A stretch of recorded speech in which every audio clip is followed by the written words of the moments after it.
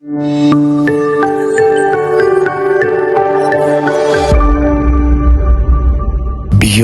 the newsroom, where untold story is revealed. Knowing the reasons and what are we moving from and where are we moving next. What is the problem? Who did this? We must know who are the thieves, if they are thieves of 3.1 trillion. Yes, I know. This is getting out of hand. You don't have to raise your voice for me to hear you. I am saying, honorable members, and Honorable Leon brought a very good suggestion. Avur, sit. Honorable members, we are saying we are going to have a committee of the whole house. And in that committee of the whole house, can I have silence?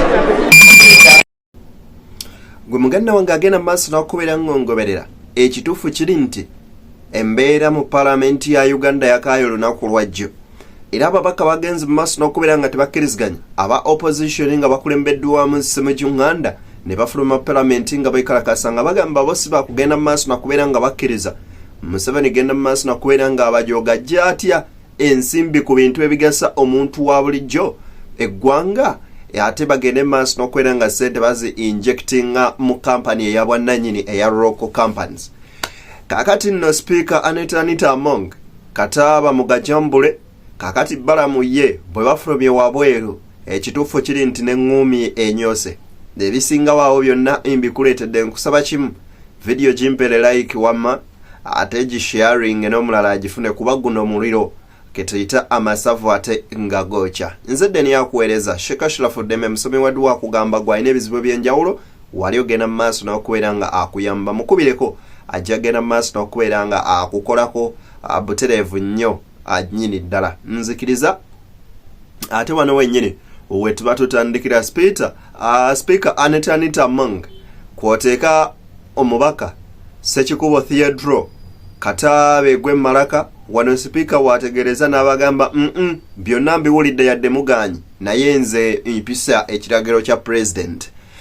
Mu nsi ezikulaakulanye ezina democracy parliament iba n'obuvunaanyizibwa obw'okugyamu omukulembeze w'eggwanga obwesige ne bwe tuba nga tuli mu ggwanga Uganda nga n'omukulembeze bw'aba aleese ekiteeso ng'ekyo tekisobola kugaanibwa kubanga tekigasa bantu ba bulijjo kale ekyamazima mu matuufu naawe oyinza okumanya wa ewatuufu woogwa kambikuwe obyerabireko.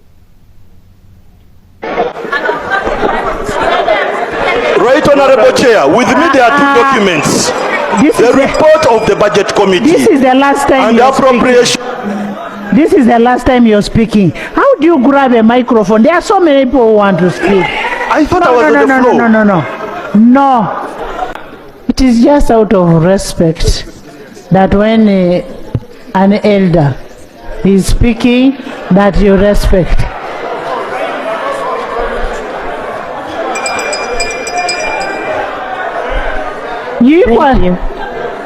Yona, do you want me to speak of businesses that you're also doing? Ebyo nno bwe bityo kakati omubaka amanyikiddwa nga Medad Sseggona waneeno wagenze maaso n'okubeera nga asinzirira n'agamba tetuyinza genda maaso n'okubeera nga tukkiriziganya n'ekikolwa ekikoleddwa olunaku olwaleero era tosobola kujja nsimbi mu bajeti ya ggwanga n'ogamba nti ogenda ziwa kampani emu eya ssekinnoomu okwekulaakulanya n'ebisingawo byebyo wabula n'obwembeefu obw'ekika ekyawaggulu nkusaba video giwe like etambule munywanyi ate wansi mu comment section waliwo link ya fe genda maaso n'okubeera nga olikinga ate osharing butereevu kweyo link gye nkuwadde ku channel yaffe endala kankuwe Medad. Budget committee sene yaziteeka kugula ambulance kuzimba masomero Museveni alwana nti bazizze agenda aziweroko 300 billion. Speaker wandemesereza ogenda maaso bw'ogenda mu treasury operations vote 130 bateekamu item others. Can you imagine nti oli MP ina amagezi noyisa budget nga mulimu item others mulimu lubowa kyobola bwe ntandise obisokolayo tewanzize mukunzikiriza kwogera. Nze si omu kwabo ababeera mu parliament nga bagandise ezo zidde wano njanye ebintu ebiri serious naye n'abo abazikyusa bw'obageraageranya ne Museveni eggwanga lirina okumanya olwaleero ani mufere ku ba MPs ne president nti gwe okwateesereza omusolo oziwe local construction company y'omuntu kuba yemulemeredde okulaninga ozijje ku ambulance ozijje ku masomero ozijje ku malwaliro ozijje ku nguudo abakazi baagala okukola bridge so kati abaka b'enaale mu kibi kyabwe balinganga robot obawulidde nga bonna baganye. Of course tugambye no speaker n'agamba yes naye era basigaddemu bakyagenda mu maaso. Chairperson wa committee ya budget omala otya okusoma ebintu byasomye ng'okola omutwe gukola bulungi n'omala n'ogamba nti naye nzikiriza ebya Museveni eryere oba okyali chairperson wa budget committee. Museveni agamba nti tuwe local said tuziwe Luwoya Pineti tuzijje ku bintu byosomye ebiruma abantu n'omala n'ogamba nti nakubadde nsomye bino ebintu ebiruma abantu naye sente nziwadde Museveni kubanga yoroko bakwano be ng'abantu ba mismanaginga company yo kati kuteka sente z'omuwo omusolo kati Museveni yakoze campaign mu bantu abaka abo babbi olwaera abantu bayawule wakati w'omubbi nti sente ze baweze omuwo omusolo kati zigenda mu company z'abantu. Museveni agambye ebyogula ambulance ebyogula kikono na priority yenga government. Ono nabadde tanabakumaliriza mboozi omuminisita w'abavubuka awagenze mu maaso n'okubeera ng'akwata omuzinalo Baram Barugahare n'ategeeza nga local company gavumenti bwe yagenda mu maaso n'okubeera ng'egigulamu emigabo ereme kubeera ng'amagoba geekola ensimbi zonna ezitwala bweru wa ggwanga. Parliament eno yayise etteeka resolution egamba nti bagule emigabo mu kampani eya Roko. Bw'oba ogula emigabo mu kampani eya Roko yajja mu 1969 emigabo gye baagula bagibalira mu sente meka. So sente zetuwa Roko za migabo egyagulwa nga kati government egenda kubeera shareholder mu kampani eyo. Kuba government ebadde efiirwa sente ng'esasula Roko okukola ebintu n'edduka n'egenda. Naye kati sente tuba nga tuli ba shareholder amagoba agaba gakoledda ku kkubo lye tukoze government ebeera efunako. So kirungi okukulaakulanya ebyaffe okusinga ambulance. No, ambulance ziweziri. Ambulance ziweziri. Honorable Minister, we have never allowed to challenge that thing in Parliament. Mulembe kozesa maanyi gammwe. Twachallenging ekintu kya Roko wano ne kola teyaliwo kyali procedure nkyamu. Naye ddamu ng'oli wano nga Minister ayogera ba youth nkuliko nange. The colleague from the wano nno omubaka Ssewungu tamulabizza ku njuba wamunyakuliddeko omuzindaalo n'ategeeza eggwanga n'amugamba nti gwe muleke genda mu maaso nakubeera nga mufumbafumba bantu kwoteeka n'okubalimbalimba bannayuganda bategeera nnyo okusinga nammwe bwe mukirowooza. Omuntu wakubiri speaker nga bantu bagamba no ye n'agamba yes abaka bagamba yes ye ng'agamba no ani alina amatu amalwadde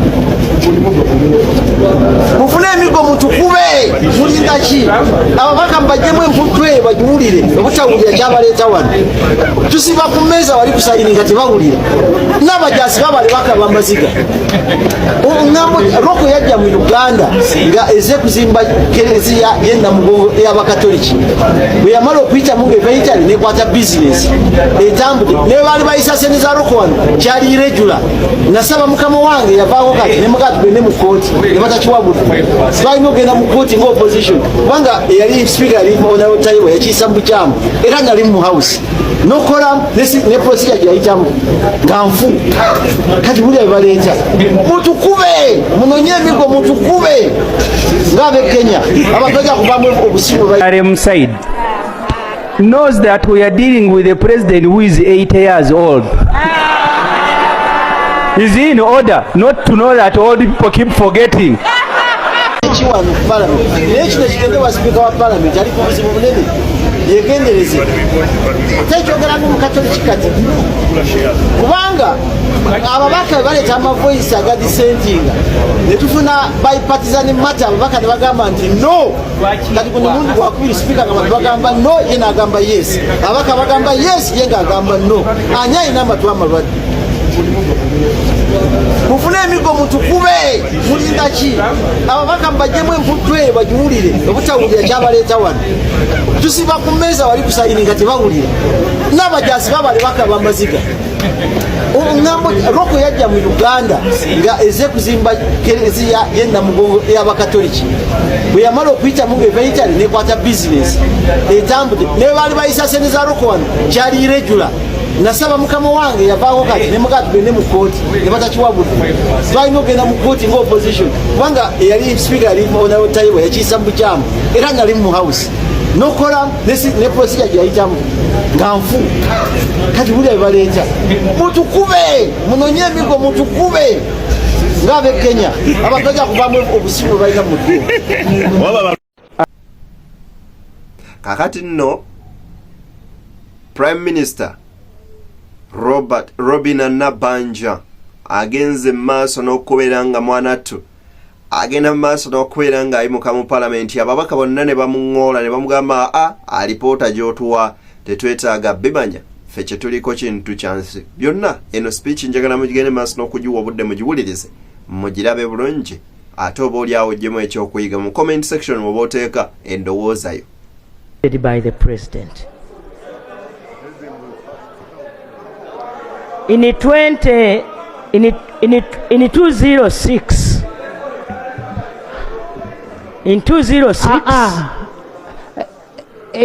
government of Uganda together with parliament all of us were not here. Just a minute. Yona, it is just out of respect that when an elder is speaking that you respect.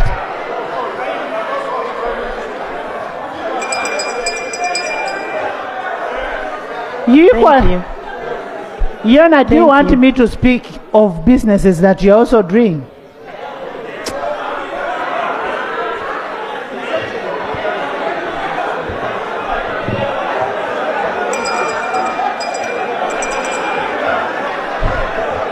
Thank you so much. Brothers and sisters,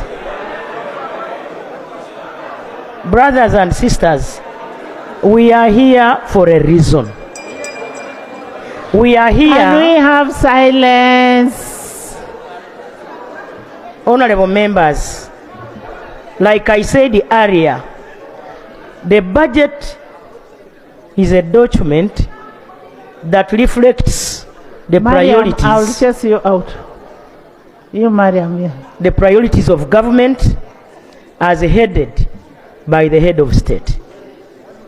In 2006, 2005, 2006, Parliament of Uganda decided to increase the budget to work on roads and also provide electricity. That did not mean that we did not want to work on health centers. That did not mean that we did not want to work on water. We decided to work on roads and 14 trillion.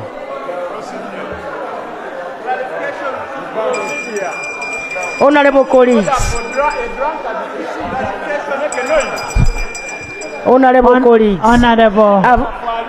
I've been keeping it quiet when other members are talking. Give me an opportunity to honorable members say listen to the Prime Minister. Yes. Honorable members, sometimes we need to consolidate our efforts so that we can work on the common good. If we had not consolidated our budgets then, the roads we are now talking about would not have been worked on. Let me give an example. The budget committee, they allocated the money worth 80 billion to purchase iron sheets in my office for Karamoja. We are saying now, Karamoja, we need to, one, work on water for production so that those people can produce their own food. Clarification. Right, Honorable Speaker. kakati nno Lobina Nabbanja onanno nga Prime Minister wa gavumenti ya kuno agenze maaso n'okubeera nga asoma oba oliawo statement ereetedde ababaka okugenda mu maaso n'okubeera nga buli omu akwata ku mutwe n'agamba nti bw'agenze mu maaso n'okuvaayo n'alambika nga Parliament bwe yagenda mu maaso n'okusalawo mu mwaka gwa 2005-2006 okwongeza ku nsimbi ezikola enguudo n'agamba tekitegeeza nti tewaali kubeera nga amalwaliro gateekebwamu eddagala. Wano nno ababaka bwe bamuviiriddeyo ne bagenda mu maaso n'okubeera nga bamutegeeza nti tekiri mu mateeka n'okuba nti ye yasuulirira abantu babeeka kumiro naye yeesuulirayo ogwa Nagamba n'asalawo okubeera ng'awolereza abantu abagwira.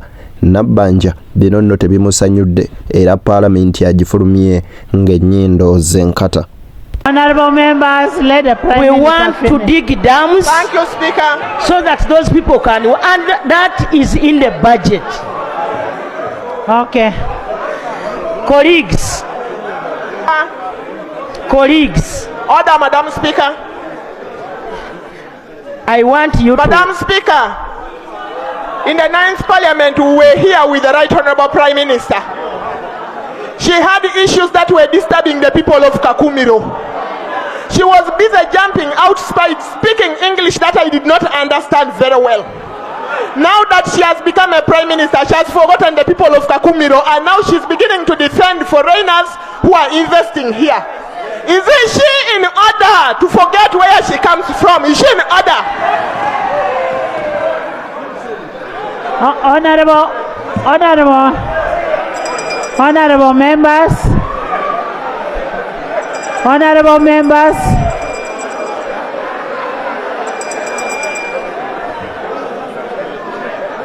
Honorable members, continue. Honorable members, everybody is aware that I have been there for the common person, and this is on record. So you are not in order.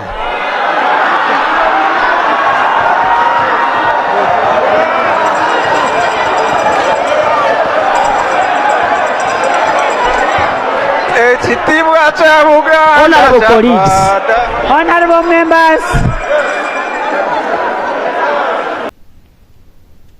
Mwebale genda maaso n'okubeera nga mugoberera omukutu gwa Beyond the Newsroom. Nze Deni agenda maaso n'okubeera nga akuweereza akuuma atakuumira mpeera ayi beene Ssaabasajja Kabaka Mwenda Mutebi kyokiro kuba ssenta wetu awangaala baffe atakuumira mpeera abankuumire.